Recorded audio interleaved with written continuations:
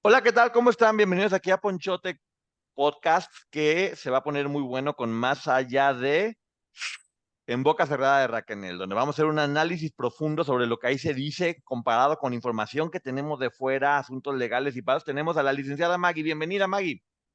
Hola, buenas noches, muchas gracias. Sí, efectivamente vamos a dar una perspectiva diferente, vamos a ir complementando la información sin juzgar, sin señalar y sobre todo viendo por qué ellas no pudieron haber hecho mucho en aquel momento. Exactamente, y para eso creo que, bueno, hicieron un gran trabajo porque tenían tres puntos base sobre los cuales iniciaron. El primero era respetar a todas las demás víctimas y respetar su historia. Únicamente contar lo que a Raquel le había tocado vivir sin meterse tanto en detalles que incumben solamente a otras personas. El segundo es, ella se hace responsable de lo que hizo y termina pidiendo perdón de muchas cosas, lo cual creo que le da mucha verdad, porque no es como que diga todo lo que hice yo fue bueno y todo lo que me pasó fue porque no, ella se hace responsable de varias cosas y eso es muy, muy bueno. Y el tercero y más importante, el único culpable de todo lo que les pasó no es nadie que no sea Sergio Andrade. ¿Qué opinas de esto? Sí, efectivamente aquí el culpable es Sergio Andrade, es quien manipula no solo a estas chicas, en este caso Raquel, sino a las familias y además al propio espectador. Sí, algo que pasa muy interesante es que aquí vamos viendo y vamos entendiendo cómo él va cocinando todos estos platillos a fuego lento, porque en un principio parece ser encantador y poco a poco va manejando algunos detallitos, va manipulando hasta que llega un punto donde están envueltos no solamente ella, sino también sus familiares y mucha gente a su alrededor y terminan cayendo víctimas de este psicópata narcisista, porque creo que es la palabra que mejor lo define o el concepto que mejor lo define. Pero bueno, ¿qué te parece si empezamos en un principio con el capítulo uno, que es muy importante lo que ahí se dice, porque justamente es cuando ella está en la cárcel, por qué llega aquí es la historia que se va a conocer, y salir de la cárcel me sentí por primera vez realmente libre porque ya no estaba bajo el yugo de Sergio Andrade. ¿Qué opinas? Y en este capítulo creo que personalmente lo más choqueante fue escuchar a una mujer que relata lo impresionante que fue para ella poder pedir una cena por primera vez, decidir que iba a cenar. Así es, como muchas ocasiones se ha dicho, se ha hablado mucho de la cárcel y de lo malo que fue, pero también en el caso de tanto de Raquel como de Gloria, difícilmente hubieran podido desprenderse un poco de cómo ya las tenía Sergio Andrade prisioneras, especialmente de la mente, porque mucha gente dice, ¿por qué no corrían o por qué no huían? Porque en todo este tipo de organizaciones coercitivas, este líder primero se encarga de poseerlas a nivel mental, lo físico ya termina quedando a segundo plano cuando ya mentalmente no pueden decidir nada, ¿no? De hecho, ella menciona que se sintió más libre en la cárcel que cuando estaba con él. Sí, y empieza también comentando, todo el mundo decía, Mari Boquitas, y la historia de por qué le dice Mari Boquitas después se irá conociendo en el libro, pero menciona de forma tajante, ese fue el nombre que me puso mi abusador. Y también platica cómo después de 34 años de haber estado, o tenía 34 años de edad, cuando ya fue finalmente exonerada de todos los cargos, se sintió volver a nacer. Pero ¿por qué fue exonerada de los cargos? ¿Y nos puedes explicar un poquito cómo fue todo esto, Maggie? Sí, ellas al renunciar, porque fue el caso de las dos, tanto de Gloria Trevi como de María Requenel, al renunciar a su derecho de presentar pruebas con las que había, se les juzgó y entonces a ellas se les declara inocentes por falta de pruebas. Sin embargo, lo que pudimos saber después a través de las historias que ellas han narrado en otro momento es que no quisieron dañar a otras de las chicas al mostrar esas pruebas. Exactamente, eso lo mencionó Gloria en una entrevista, que no quiso lastimar a las chicas, por eso no presentó las pruebas. Pero bueno, igual ellas salieron exoneradas por no haber mostrado estas pruebas antes. Sí duraron un tiempo largo en la cárcel, que los hizo vivir muchas experiencias muy fuertes, que ya después irá platicando ella, porque aquí vamos a ver cómo inició todo. En el capítulo 2 habla de su corazón adolescente, de cómo fue que se fue enamorando, cómo era una niña que quería ser monja, por ejemplo, y que después se dio cuenta que no, que le gustaba la música, que quería cantar, y cómo después de una fiesta donde un productor la escucha, que con mucho talento, porque tiene una gran voz, termina estando en esta academia que ya existía antes de Raquel y de Gloria, donde desarrollaban los talentos de ellas. Ella cae en ese lugar, en el lugar del maestro Andrade, Machi, porque a él se refiere ella cuando estaba en esta etapa jovencita todavía, cae y a los 14 años, y poco a poco fue siendo envuelta por él. Primero con una gran admiración, después al sentirse especial, al no poder creer que una persona tan grande y tan poderosa como lo veía ella, creador de éxitos como de Lucero, César Costa, Cristal, que ya después dice, pues ni era tan exitoso tampoco. En ese momento lo veía así porque la verdad es que no tuvo tantos éxitos y en ese momento estaba pasando por un momento complicado. Termina en esta academia y después, estando ahí, empiezan a decirle que sería parte de un grupo que se llama Boquitas Pintadas. ¿Qué opinas de este episodio, May? Aquí hay que recordar, bueno, ella menciona que su mamá se dedicaba a esta parte de contratar artistas para llevarlos a su ciudad natal. Y mucha gente menciona o hace señalamientos respecto a que ella insistió para que Sergio Andrade la escuchara. Creo que ellas no conocían la historia, no sabían lo que sucedía ahí porque ya sucedía y sus padres, como buenos padres, estaban buscando la oportunidad de que su hija ingresara a la mejor escuela en donde pudieran darle la mejor preparación. Nunca fue con la intención de exponerla a este tipo de abusos que sufre más adelante. Y es una adolescente, 14 años, por supuesto que empiezas a idealizar a las personas. Y que ella lo menciona, y no solo ella, muchas otras chicas, pero en este podcast ella lo menciona, este hombre empieza a decirle o a magnificar los conflictos que ya se vivían en el hogar y hacerla sentir que el único lugar seguro era con él. Y recordar también que en aquellos tiempos no tenían todos los recursos como hay ahora, como internet, como redes sociales, donde uno tiene acceso a más información. Solamente existía la televisión o el radio donde se veía a este hombre como un gran realizador de estrellas que todo mundo conocía, que todo mundo quería y dentro de una empresa que siempre era la única que en ese momento tenía la facilidad de convertirte en esa estrella que todas ellas estaban soñando desde la música.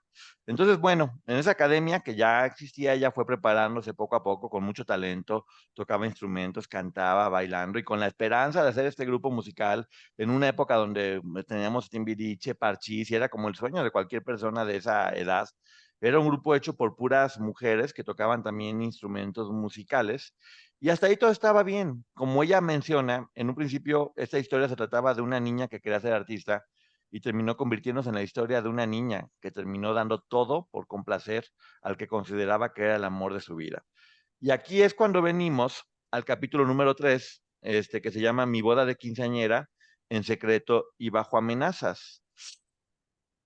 Algo que suena horrible es que dice que tanto su boda como sus 15 años no le gustan porque ambas lo sentía ya como si fueran funerales. ¿Qué opinas?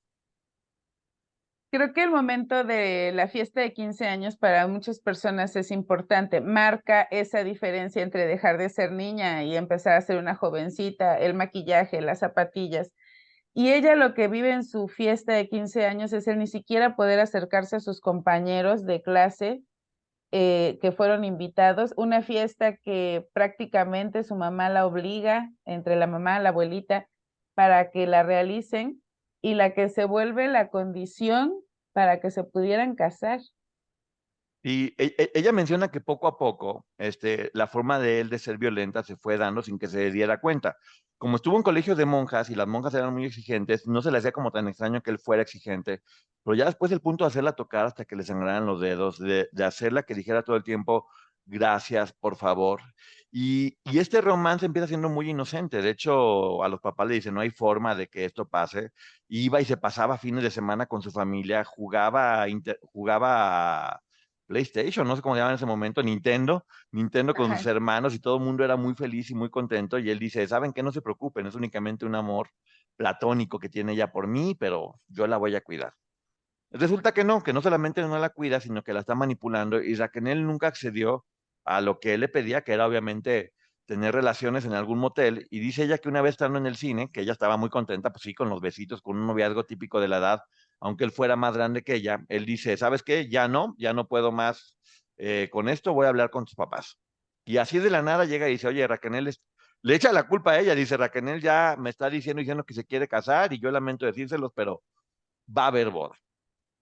Lloran, todo mal, todo triste. Y cuando mucha gente se pregunta por qué la dejaron casarse con él, la historia de la mamá de Raquel es un poco parecida. Ella también era menor de edad. Curiosamente, al igual que la mamá de Aline y muchas otras, que siendo menores de edad se enamoran y se casan. Entonces no era algo tan raro para ellas poder acceder a algo así. Una de las condiciones que pone es, ok, te vas a casar, pero antes tienes que tener tu fiesta de 15 años, como una forma a lo mejor de persuadirla, de que viera que no era lo que quería. Y la sorpresa es que ambas se convierten en una pesadilla porque Sergio se hace presente en su fiesta de 15 años sin dejarla mover con nadie. Y la que era la boda de sus sueños termina siendo una boda donde está casi disfrazada con un vestido que parecía costal. Y la boda en Nueva York que ella soñaba terminó siendo en la casa de su suegra, una mujer que tiene mucho que ver con todo esto, ¿no? Sí, lo que le sucede a Raquel era muy común en aquel tiempo, por eso había muchas jovencitas menores de edad casándose con autorización de los padres y casi siempre se concedía esta autorización porque a nivel legal él amenazó a los papás con llevársela. A nivel legal, si él se la lleva, lo que hubiera sucedido es que la autoridad lo hubiera obligado a casarse con ella para reparar el daño, porque la estaba mancillando en su honor y el honor de la familia. Entonces, es una cuestión muy compleja de entender tal vez hoy en día, pero en ese momento así funcionaba y es algo que debemos de tener presente para no hacer este tipo de señalamientos hacia los padres o incluso hacia ella. Así es, tristemente la multa por abusar de una menor era casarse con ella. Así eran aquellos tiempos y es lo que estamos hablando de cómo las leyes van avanzando. Esto obviamente viene ya en el capítulo 4 que se llama Luna de miel amarga, matrimonio de tres con gloria. Porque no solamente en la luna de miel que ella soñaba en Nueva York termina en la casa de la mamá, donde básicamente le dice capacítala para que sea mi empleada, que le limpie, que le haga en una habitación separada, empieza a estar muy mal. El concepto que tenía en ese momento de esposa era pues, la empleada, la que tiene que hacer todo lo que quiere, la que trate bien al señor, como si fuera un amo, que era mucho, también hay que recalcarlo, la educación que se daba en aquellos Sí. tiempos. Sí, porque recordemos que ella tiene esta idea que no solo le inculcan en su casa, sino también en el colegio, en donde le dicen que para ser una buena esposa debe de hacer todo lo que le diga su esposo, porque es el hombre, por supuesto. Y esta idea la lleva a acceder a cosas que cualquier niña a los 15 años pudiese acceder sin la información adecuada. Y además está viviendo con su suegra, que está perpetuando esta violencia de alguna manera y le está enseñando a ser esa esposa que se dedique a atenderlo a él y que todo lo que haga para él tiene que ser perfecto. Si eso que hace ella es perfecto, él la recompensará con amor, pero ahí está la sorpresa que se llevó ella. Sí, cada vez él se va poniendo más violento y ella va aceptando por esto del matrimonio es para siempre, no te puedes separar, la va alejando de sus padres, ya no estaba viéndolos. Y de repente, mientras están haciendo el grupo de Boquitas Pintadas, aparece un personaje que sería muy importante en su vida. Dice ella que de la nada, sin saber de dónde apareció, está ahí Gloria Trevi, que ya conocemos su historia, que después estaremos comentando en la bioserie que está haciendo, en la cual prácticamente ella gana la doble de Chispita, la becan en el CEA para que esté estudiando y ahí Sergio la ve y la descubre. Son historias paralelas que luego pueden ser un poco parecidas, pero hasta este momento, para Raquel la conoce. Empiezan a tener una relación, empiezan a ser amigas, hasta que un buen día llega la escena trágica donde Sergio le llama a Raquel y se da cuenta que está teniendo relaciones con Gloria. Le dice, mira, tu amiga te traicionó y bueno, quiero que entiendas que si me amas, la relación es de tres y tendrás que aceptarla. Sí, y es complejo de entender, pero recordemos que para este punto las dos son menores de edad y que este hombre tenía la capacidad de llevar no dos, sino varias vidas con diferentes mujeres al mismo tiempo, lo que a ellas las pone en una situación de vulnerabilidad. Exacto, y hacer mención que el abuso que sufrieron ellas es un delito sin importar la edad, pero el ser menores sí es un agravante para Sí. tomarlo en cuenta. Eh, Después se van dando cuenta que no eran dos, que eran más, que era una práctica que él iba siguiendo a lo largo de mucho tiempo y como hemos comentado, él no apareció de la nada, él ya venía preparándose o teniendo la costumbre de hacer estas prácticas. Y viene el capítulo 5 que es uno de los más desgarradores, que es Mi vientre vacío, los hijos que nunca tuve, donde ella, al estar embarazada y considerar que iba a ser el principio de una familia, terminan llevándosela contra su voluntad a una clínica en Estados Unidos, un asistente que tenía Sergio, donde la hacen perder el bebé y ella piensa que hasta el momento no solamente eso, sino que la imposibilitaron de volver a tener hijos nunca.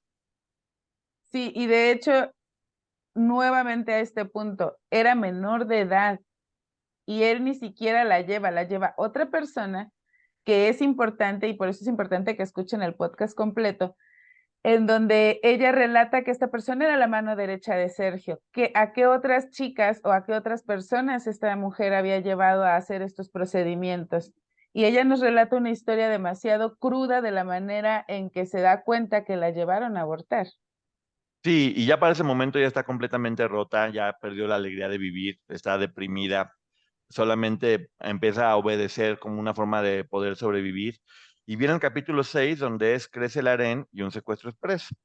Empiezan a llegar otras chicas, con el pretexto de prepararse en la escuela para ser artistas, y los papás se dan cuenta que algo está pasando mal y deciden ir por ella, o sea, hacen presión, hasta que en un momento van a un café, Raquel acompañada por Gloria y su papá, y el papá se la lleva a la fuerza. De hecho, cacheteó a Gloria porque Gloria no quería dejar que se fueran y se la lleva a su casa y dice, no hay forma que regrese ahí, las cosas están mal, y la sorpresa es que de repente tocan la puerta y es Sergio acompañado de algunas personas que tienen que ver con la ley y a punta de pistola le vuelven a arrebatar a su hija a su papá.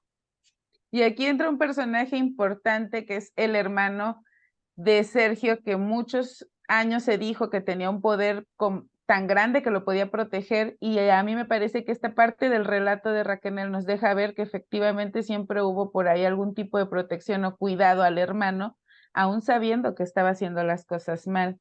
Y ella ve esta situación de una manera diferente o la recuerda de una manera diferente, porque aquí vemos la intervención de la hermana, en donde la hermana le hace recordar que la situación no fue como o Raquel la estaba recordando. Sí, tristísimo porque ella también ya después se sentía responsable de que su papá estuvo a punto de morir. Entonces ahora ella no tenía dónde ir y también sabía que el hecho de querer pedir ayuda a su familia o querer regresar, iba a generar problemas. Logra manipularla para que termine peleada con su familia, donde piensan que ella es la mala, que ya está del lado de Sergio. Y sí, fractura esa relación con la familia y ella lo menciona, ya no tenía dónde ir, no tenía nada que hacer, completamente entregada, solamente obedecía y obedecía y obedecía. Comenta algo muy triste, que es que ella ya estaba como en un lugar negro y lo va reforzando, negro, oscuro, azabache, sin forma de salir, sin voluntad propia, solamente coexistiendo, mientras ella iba viendo que el hombre, el que era el amor de su vida, el que aún tenía la esperanza de poder recuperar, estaba cada vez con más mujeres. Y aquí es donde viene el capítulo 7 que es Divorcio y Celibato, repudiada por Sergio Andrade. Para eso, una de las cosas más fuertes que comenta es que Sergio empieza a tener relaciones en grupo con varias de ellas y que ella al no aceptar era sometida a castigos muy fuertes, muchos no los menciona y el que menciona que es más impactante es que le ponía unos palillos en los ojos para que si los cerraba se picara para obligarla a ver todo eso, ¿no? Sí, de hecho ella cuenta cómo sentía rodar las gotitas de sangre porque se le enterraban los palillos y él lo hacía esto a manera de tortura porque se estaban negando a formar parte de estos encuentros grupales. Así es, el terror y la manipulación que vivía ella y todas las demás iban haciendo presa hasta que poco a poco también ella, sin darse cuenta cómo, fue estando involucrada en hacer que otras chicas se entraran y dejar bien parado a Sergio para que todas empezaran como a enamorarse de él. Es muy sutil, en el podcast lo van logrando mencionar muy bien para que te vayas dando cuenta de cómo no fue que un día tomaron la decisión de estar en un grupo así, sino cómo poco a poco van siendo manipuladas para hacer lo que este hombre quiere y ya no tienen voluntad. Y llega una chica que es Aline Hernández, la escritora del primer libro, La Gloria por el Infierno, que fue quien terminó liberando a todas de este clan. Y ella habla muy bien de ella, ¿no? Sí, a mí me sorprendió escuchar a Raquel, después de todo lo que habíamos visto en el pasado, escuchar a Raquel hablando con tanto respeto y dándole el agradecimiento a Lynn por haber destapado esta cloaca en donde no muchos sabían lo que sucedía y la mayoría, quienes lo ignorábamos, nos enteramos con ese libro. Así es, y ella llega y es la luz. Desde la perspectiva de Raquel, Sergio se enamora de ella. Al leer el libro de Aline nos damos cuenta que no, que Aline está viviendo una historia igual de terror, donde fue manipulada, donde era muy, muy chica. Y ella piensa que se divorcia de Raquel para casarse con Aline porque estaba enamorada. La realidad es que no. En el libro Aline menciona cómo la mamá descubre que están teniendo relaciones. No, no lo descubre teniendo relaciones, descubre que están durmiendo juntos en California mientras iban a grabar un disco. Y es tanto el terror de este hombre que decide casarse con ella con la finalidad no de enamorarse y hacerla feliz, sino para poder evitar todos los problemas legales en los que se podía meter, ¿no? Sí, porque recordemos, volvemos, aquí hay dos puntos importantes. Uno, aquí vemos nuevamente cómo él llevaba vidas paralelas con estas mujeres, niñas, adolescentes en ese momento, y la dos, recordar que el matrimonio era la manera de subsanar el abuso a un menor de edad. Y este hombre lo que estaba buscando era divorciarse de una Raquel que ya no era menor de edad para poder casarse con Aline, no por amor, sino para evitar los problemas legales que se le podrían venir encima, porque Aline tenía 13 años. Y como dice Raquel, se toparía con la horma de su zapato, con la niña que lo haría ponerse en jaque, que estaremos viendo más adelante. También en cuanto al celibato, en una ocasión, en un cumpleaños de Raquel, recibe una llamada de uno de los músicos. Sergio se da cuenta de eso y empieza a golpearla tanto para que confiese que tiene algo que ver con él, que ella termina confesando, sin que sea cierto, que sí le dio un beso. Y a partir de ese momento, Sergio la hace a un lado de cualquier muestra de cariño.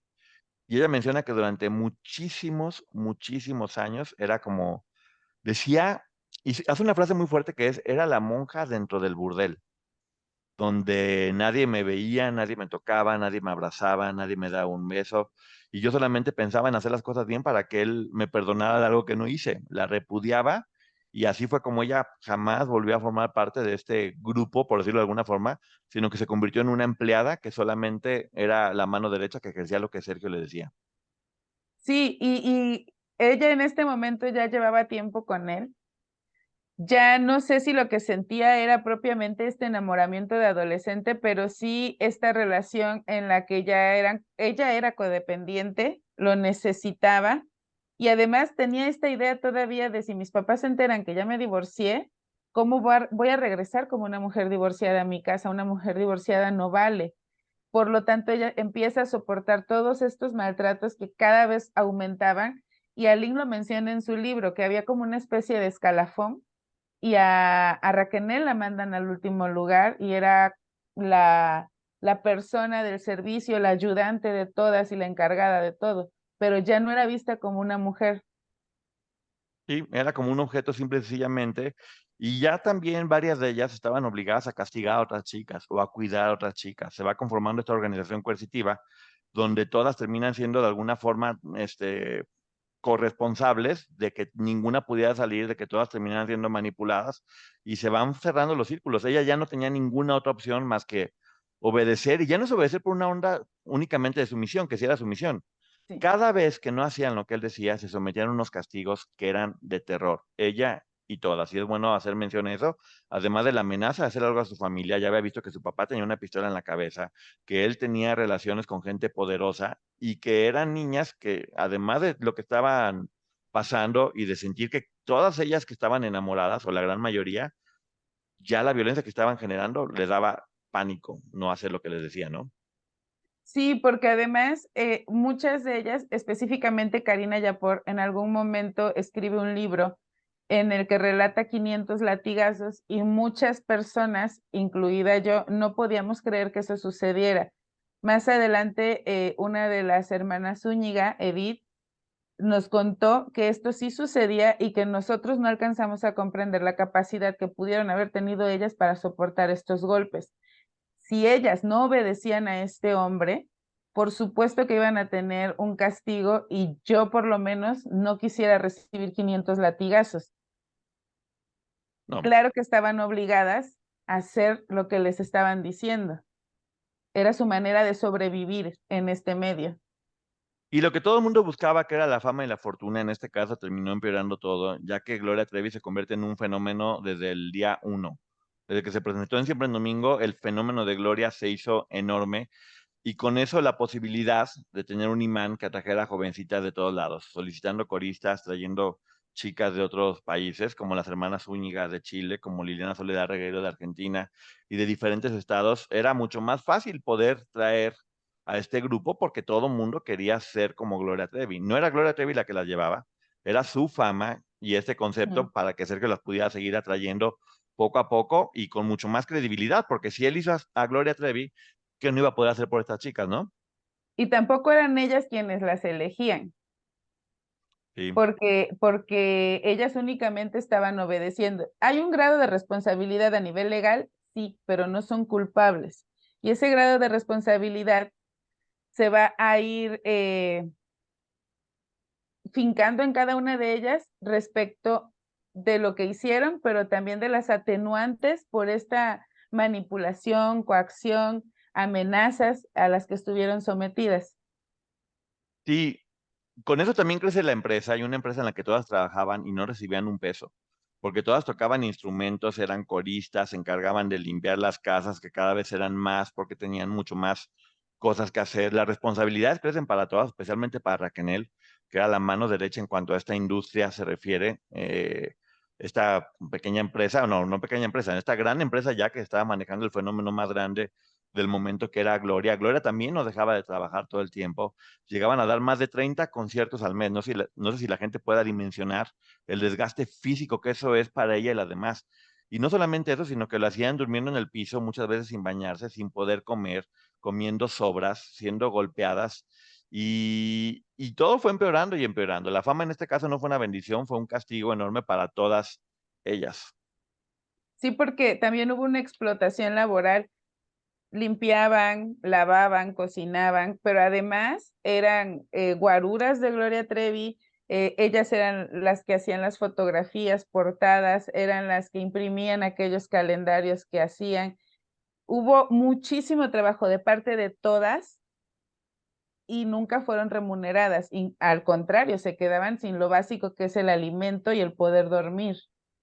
Y aquí es donde viene la gran pregunta, ¿por qué tanta gente vio esto y nadie hizo nada? Porque era evidente que llegaba él, llegaba con Gloria, y Gloria siempre estaba rodeada de chicas que tampoco le permitían hacer nada, que estaban obviamente todas con ropa vieja, sucia, despeinadas, todas pálidas, porque bueno, no estaban comiendo, no había forma de que esto pasara y fuera diferente, pero eso sucedió todo esto y fue creciendo y nadie dijo nada, nadie denunció hasta este momento, porque la industria lo tenía tristemente normalizado. Dentro de las Y, empresas era normal, ¿no? y ojo que Raquel en estos primeros 10 capítulos nos relata y nos dice nombres, direcciones, fechas. Ella está dando un fundamento a cada una de las cosas y está revelando nombres que pudimos suponer, pero que ella nos está confirmando que sabían de lo que estaba sucediendo y no hicieron nada justo porque estaban generando dinero. Así es, y tanto Raquel como María son muy valientes y dan nombres y apellidos porque se están haciendo responsables de todo lo que están diciendo. Más ahora, tomando en cuenta que hay un juicio legal contra Gloria, Sergio y Raquel, aún así siguen teniendo el valor de decir y sostener lo que están comentando, porque tienen los argumentos para hacerlo. Siempre al final de los capítulos hay entrevistas con personas que de alguna forma complementan la información que ahí se está dando y bueno, el fenómeno está creciendo obviamente y a Raquel le llega el momento de brillar, lo cual le sorprende. Después piensa que después de tanto tiempo va a poder brillar por sí sola y es el lanzamiento de ella con una muy triste historia porque en realidad a Sergio nunca le interesó lanzarla. Se enojó mucho porque se dio cuenta que empezaba a ser gustada, la sintió como un poco una amenaza contra Gloria, como una forma de que se pudiera saber lo que él estaba haciendo. Y así como la lanzó y se quedó con todo el dinero, decide acabar con su carrera en un 2x3 solamente tronando los dedos, ¿no? Porque solo le interesaba el contrato y ella nos lo dice, él cobra por este contrato de Raquel para lanzar este disco. Más allá, y esto es a nivel personal, es una opinión, si él creía que ella podía haber opacado a Gloria o no, es que todas estas mujeres son talentosas en realidad ellas tenían el talento y muy probablemente si todas y cada una de ellas hubieran destacado como pudieron destacar, lo hubieran dejado. Así es, pero bueno, ya estando en este momento donde ella ya, creo que es lo peor que hay, porque es como darle un dulce a alguien y luego quitárselo. Cuando ella ya pensaba que no tenía esperanza, se lo da y lo quita. Es peor todavía la forma en que ella cae. Ya está completamente en puntos suspensivos. De hecho, ahí llevan al director de la disquera que menciona que tenían grandes expectativas para ella, pero que Sergio un buen día llegó y dijo siempre no. Y ella se pone muy triste. Y ya las cosas estaban cambiando porque se había tenido que separar de Aline. Aline, junto con su familia, tienen el valor de divorciarse. Y ya se escuchaba que iba preparando un libro que escribió Rubén Aviña junto con ella, en el cual se diría toda la verdad. Y de repente, sin ella saber nada, escucha a Gloria diciendo que se va a retirar porque su manager tiene cáncer. Cuando ella dice, ¿por qué está pasando esto? ¿Por qué están diciendo? Y huyen al extranjero.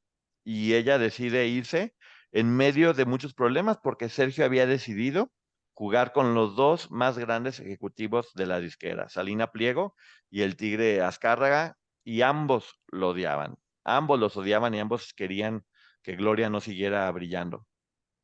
Sí, porque recordemos que este hombre así valiente, fuerte como él era, las ponía siempre a ellas a dar la cara.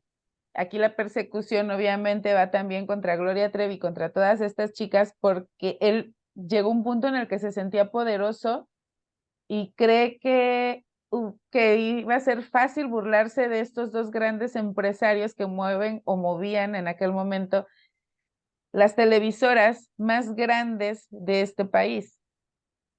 Así es, y bueno, el escándalo estaba a punto de empezar y es aquí cuando se termina esta primera parte del podcast de En Boca Cerrada y estamos ansiosos esperando los siguientes 10 capítulos que seguramente serán los más intensos y los más fuertes, porque esto era de alguna forma una forma de mostrarnos cómo fue la evolución para llegar a este punto.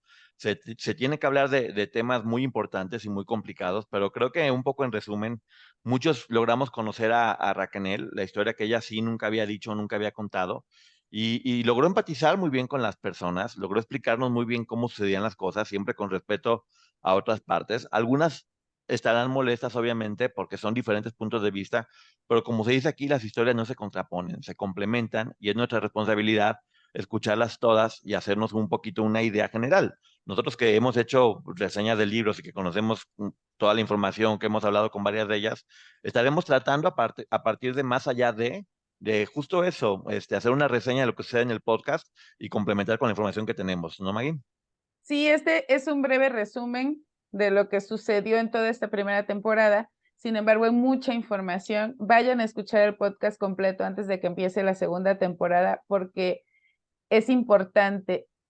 Vamos a seguir haciendo estas reseñas con respeto y sobre todo, y me gustaría que lo tengamos en cuenta quienes comentamos en redes sociales, quienes comentamos en este tipo de espacios, periodistas, no podemos revictimizar. Podemos opinar, pero nunca señalarlas a ellas. Es más que claro que son víctimas o que fueron víctimas de este hombre y no podemos revictimizar. Se les debe un respeto que aquí en México no se les dio desde que se empezó a escribir esta historia. Exactamente, y no frivolizar porque esto no es un chisme del medio del espectáculo, es un caso de horror de un hombre respaldado por mucha gente, porque no fue él solo, él no tenía el poder de hacerlo, terminó acabando con la vida de muchas jovencitas, manipulándolas, maltratándolas en todos los sentidos y también de sus familias. Y todo esto sucedió mientras todo el mundo veía y nadie hizo nada. Ahora sí, como dice Maggie, tenemos una responsabilidad como sociedad, si en un momento dado les dimos la espalda, de ahora hacerlas que se sientan apoyadas y queridas para que ellas se sientan con la fuerza necesaria de poder denunciar y que estos depredadores no sigan consiguiendo más víctimas. Pero bueno, muchísimas gracias por habernos acompañado, así estaremos haciéndolo eventualmente. Y antes que nada, muchísimas gracias, Maggie. ¿Algo que quieras decir antes de irnos? Gracias a todos y hay que escuchar, observar y siempre con respeto para que podamos entender lo que sucedió en esta situación. Y solo me gustaría agregar que hay personas que nos han preguntado qué tan conveniente sería que los adolescentes escuchen este podcast.